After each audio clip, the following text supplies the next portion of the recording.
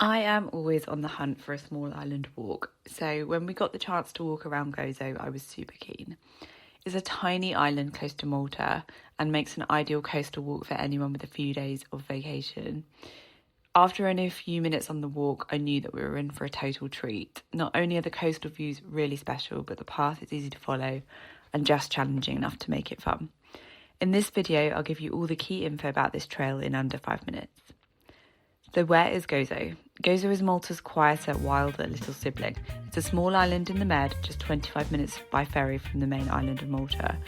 While Malta is known for, a mixed reputation, bustling towns, historic sites, some questionable beach resorts, Gozo is all about rugged cliffs, hidden beaches and a slower pace of life.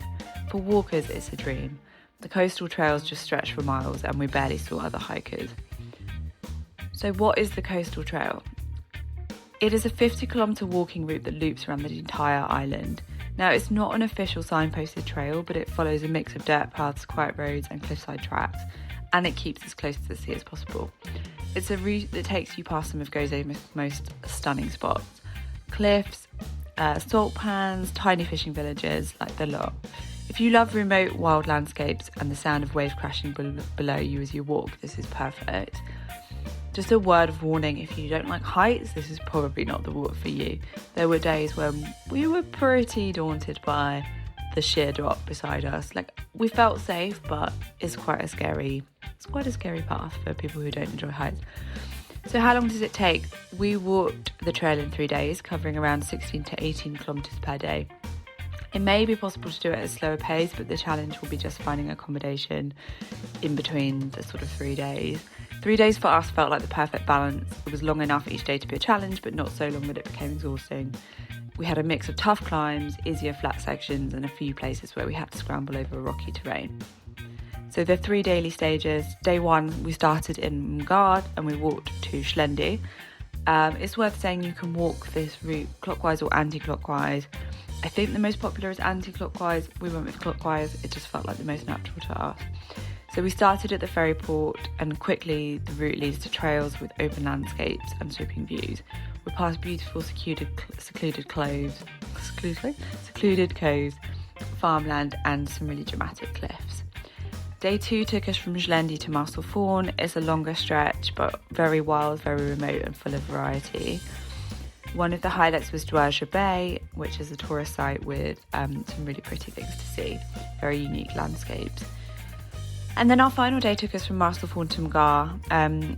The final stretch, it passes through places like Ramla Bay, which is a wild red sandy beach, some really amazing cliffs, really amazing caves, and it's just a beautiful day. And we were sad to see it over.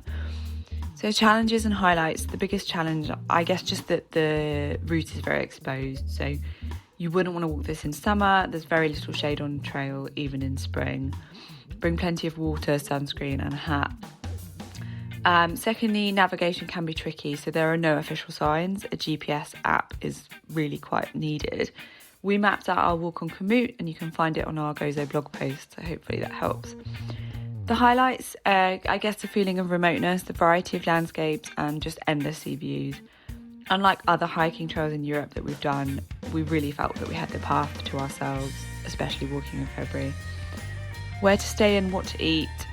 Accommodation in Gozo is really easy to find. There are plenty of guest house and hotels, and off-season they are very good value. Schlendi and Marselforn make ideal stops, and they also have great restaurants. Gozo is known for fresh seafood, local specialities like pastéis, which is like a flaky pastry, ideal for fueling hikers. And if you want a proper meal, try one of their stews or pizzas, which you can find everywhere on the island. So, final thoughts. Walking the Gozo Trail was really an unforgettable experience for us. Genuinely, we were so sad to leave. It's wild, remote and at times challenging, but the views make every step worth it. If you love coastal walks and want to see a quieter, more rugged side of Malta, this is the perfect adventure.